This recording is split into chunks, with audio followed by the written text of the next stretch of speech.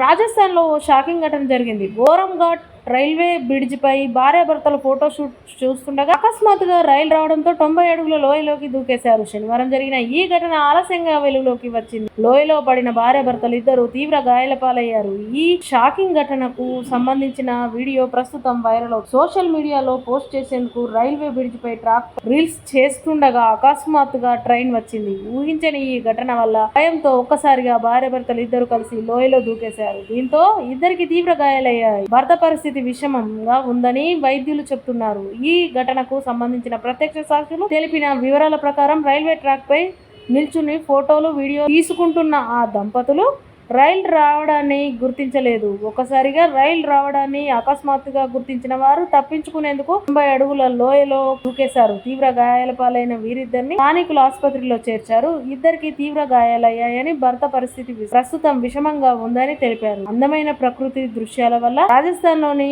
ఘోరంఘాట్ bridge photo shoot కోసం ఎంతో మంది అక్కడికి వెళ్తుంటారు. ఈ ఘటనతో స్థానిక అధికారులు అక్కడ భద్రతను పెంచారు. ఈ తరహా ఘటనలో మరోసారి జరగకుండా జాగ్రత్తలు తీసుకున్నారు. ప్రస్తుతం ఈ షాకింగ్ వీడియో సోషల్ మీడియాలో వైరల్ అవుతుంది.